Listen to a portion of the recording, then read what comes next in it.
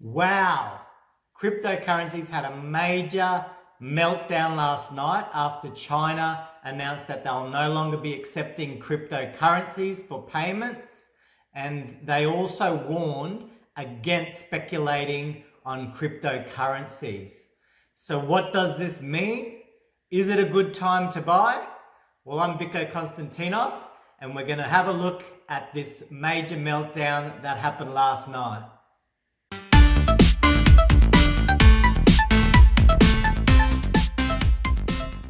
Before we go any further, please hit that like button and please subscribe to my channel if you find this information valuable, and I'll continue to make content that will hopefully help you and allow you to just gain a bit more knowledge in the markets.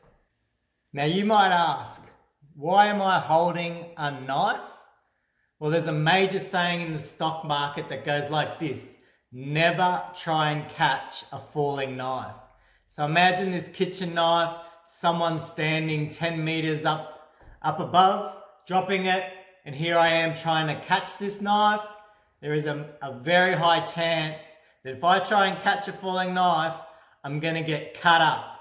And that is an analogy for trying to buy into a market that is falling rapidly, a sell-off. A lot of times we can get cut up, or what that means in the market is we can end up losing a lot of money.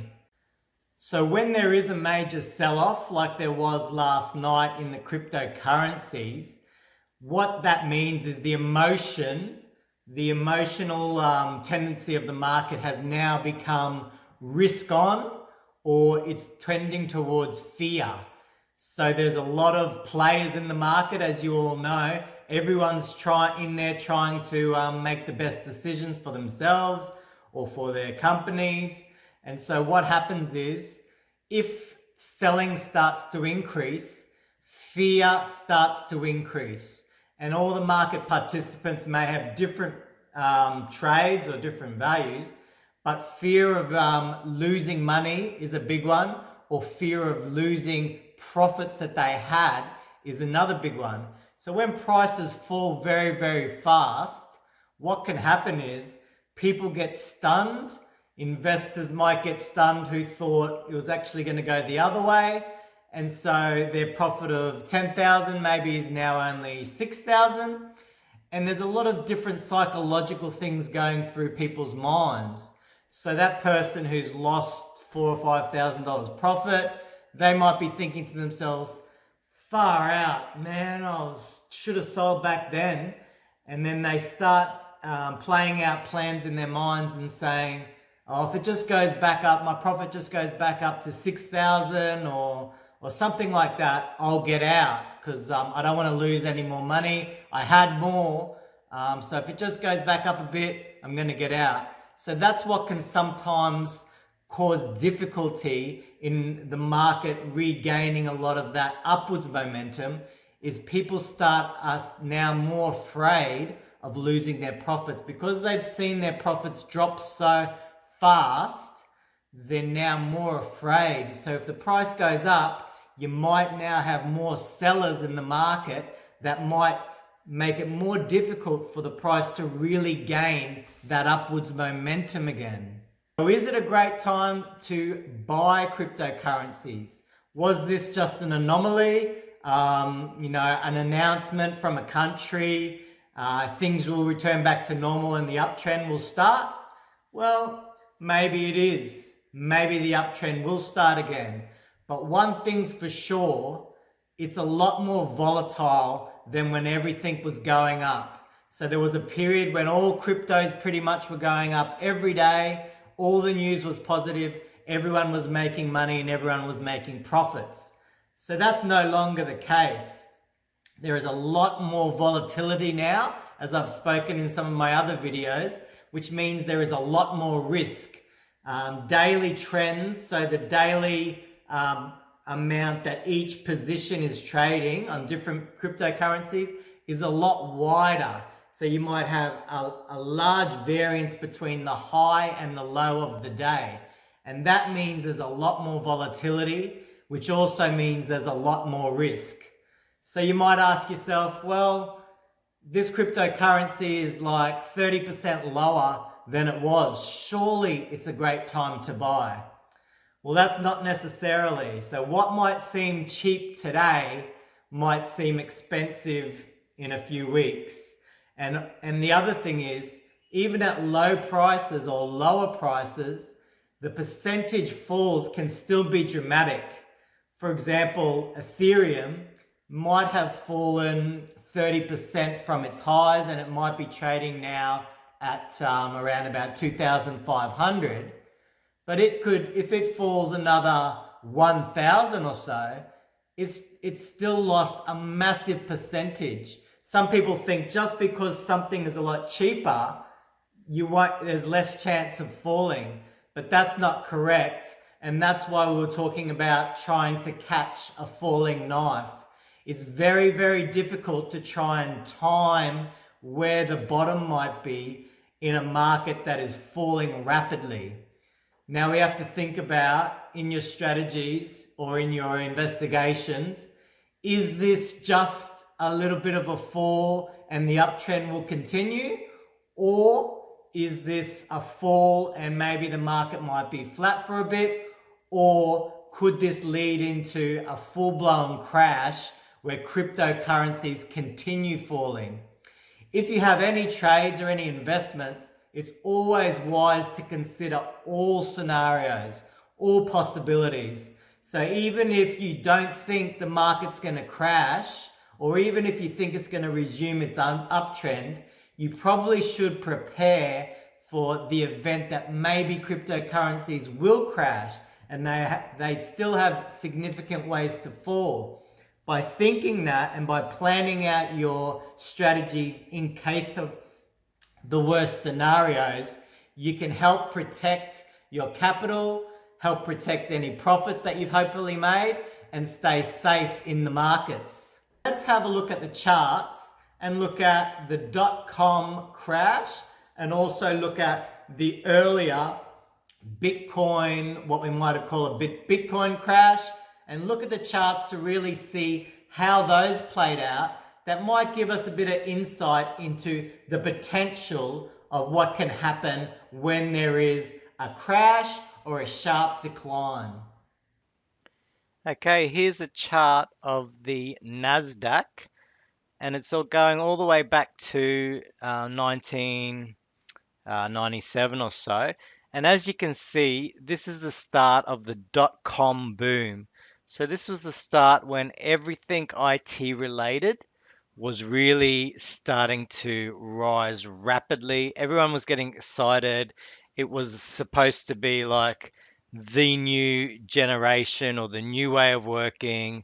It was going to make millions and millions of dollars and it was going to be everything. So, as you can see from the charts, quick rises and from basically 99 almost a vertical rise. So there's no real big sort of down periods, there's no real retracement, so there's massive speculation.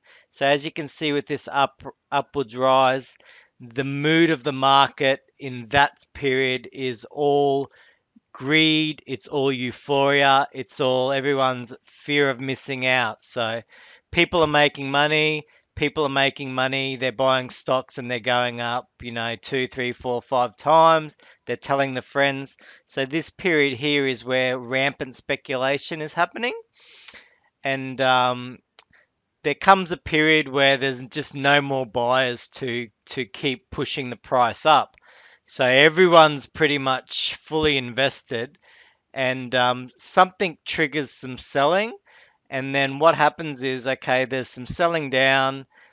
People think, oh yeah, it's going to keep rising like it just has for the period.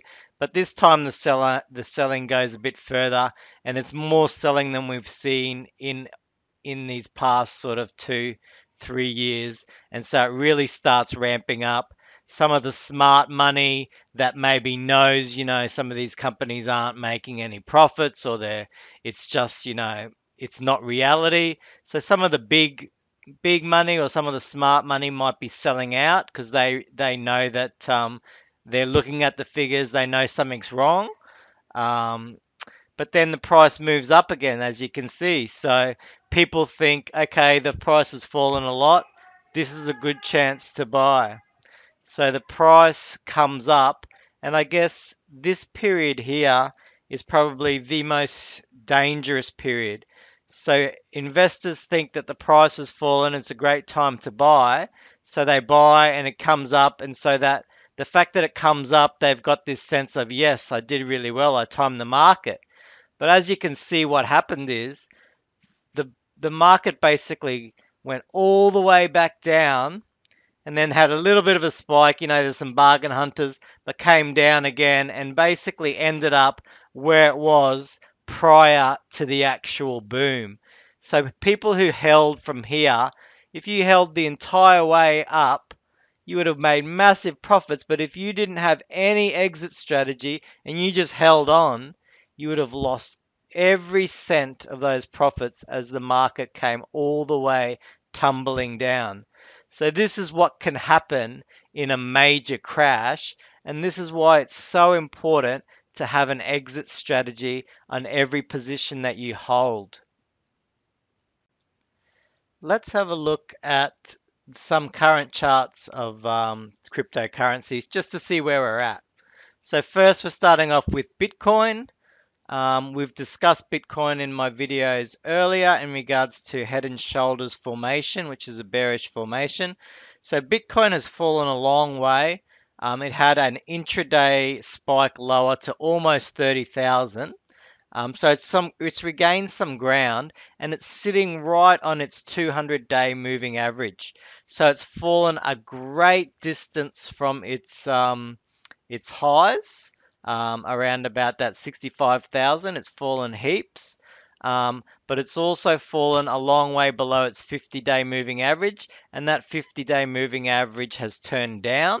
So the chart of Bitcoin is looking quite bearish at the moment. If the price can regain above this 200-day moving average and keep trading up, then the uptrend could resume. Now looking at Ethereum, Ethereum just had the most amazing run up into this high of about 4,300, but it's really spiked lower very quickly in this latest retracement. Had an intraday low of around about 1900, regained some ground there, and it's trading close to its rising 50-day moving average. So it's doing better chart-wise than Bitcoin. It's quite a long way still above its 200-day moving average, which is still rising. So you could say Ethereum's still in an uptrend. However, this fall is a massive fall, and it's done a lot of damage to the actual chart in regards to there's no sort of nice, beautiful rising. It hasn't just continued up. It's sort of really smashed down quickly. So it's just created a lot more volatility in the chart. And I guess the chart, you'd have to take a lot more care. Looking at this chart, I wouldn't say it's a nice, easy uptrend anymore. And the last one we're going to look at is a crypto called Litecoin. As you can see, it's fallen very, very sharply. It fell all the way to its 200-day moving average, and it's come up a little bit. So it's probably looking a little bit worse off than Ethereum because it's trading down sort of below this buying point here. So it's below that. So the chart's probably looking a bit more like maybe the uptrend is no longer, or there's risk of the uptrend not being any longer. Unless it can regain ground real quickly, I'd be very careful with that chart. Now going back to the chart of Bitcoin, I've taken off all the moving averages and indicators and just looking at this chart. So charting at its simplest form is just trying to look at, is something going up or is something going down? So this entire period, I would say Bitcoin was going up all the way till about here. Um, all the way to here, I would say Bitcoin was going up because it fell below this sort of point here. There's a bit more risk there that it's no longer going up.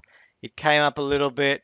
Because it's dropped here now, basically it doesn't look like it's going up any further. If you just look at a chart from left to right, it actually looks like it's starting to go down.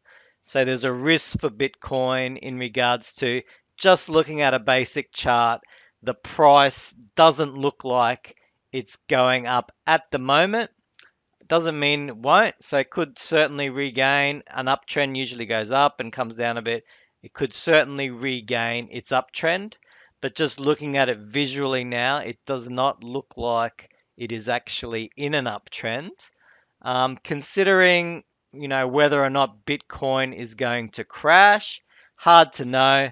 I guess it's impossible to know. No one really knows what's going to happen. But it's not impossible that Bitcoin could come up a bit and it could crash.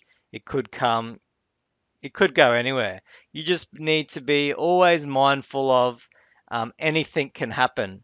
Even very strong companies have gone broke in the past.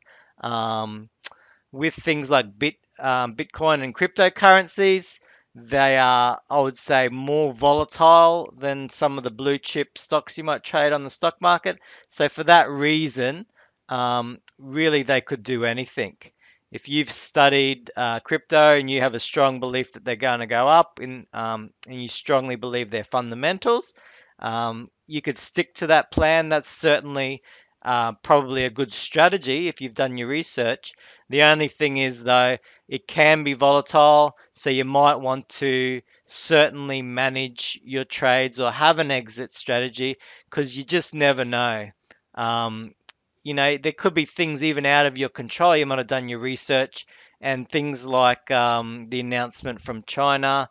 The whole world government could come out and say we've banned a certain cryptocurrency or all cryptocurrencies, and something completely out of your control like that could smash your investment. So that's why it always pays to take care. I always want you to be able to protect your capital, and because that way you'll be able to continue trading. As long as you've got capital, you can trade or invest. And especially if you've made some good profits, I would really love you to be able to protect those profits so you can keep increasing in your wealth. I'm Biko Konstantinos. I really appreciate you watching my video to the end, and may all the trades be in your favor.